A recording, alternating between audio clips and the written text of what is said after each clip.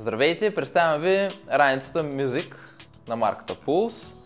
Това е една много компактна тинейджърска раница с готин дизайн, свеж. Тя е много лека, приятна на допир, мекичка, особено през рамките и задната част, за които ще ви разкажа след малко. Нека разгледаме джобчетата на тази раница. Страничните са ясни, мрежи си с ластици. Най-малкият джоб е страничен, просторен. Последван по-голям джоб, който вече има органайзери, в които може да държим всякакви работи, включително и да закачим ключовица на този ключодържател. Има място за химикали, моливи. Най-големият джоб е много просторен, дълбок, както виждате. Допълнителна защита на вещи, които прибираме, придава и двойното дъно. Както виждате, то е доста широко. Ципчета са метални, двойни, изключително издържливи.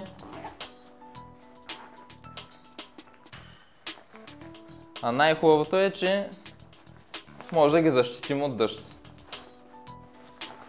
А причината тази раница да се казва Music е нейният медиен джоб. Разликата с други раници е, че тук няма нужда да прекарваме кабела през самата раница.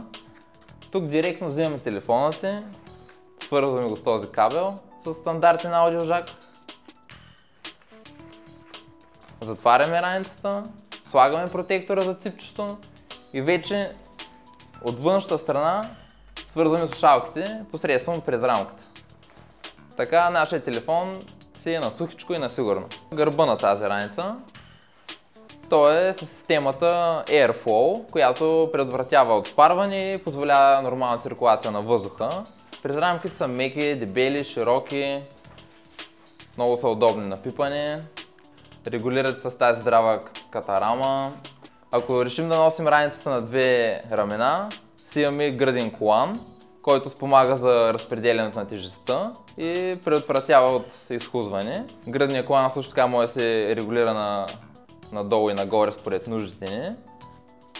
Като цяло това е една тинейджърска раница за младежи, които не обичат да се разделят с музиката си. Тя е подходяща както за спортуване, така и за училище. Важното е, че медиа плеерът ни винаги е защитен посредством този Media Pocket и допълнителна защита на ципчетата.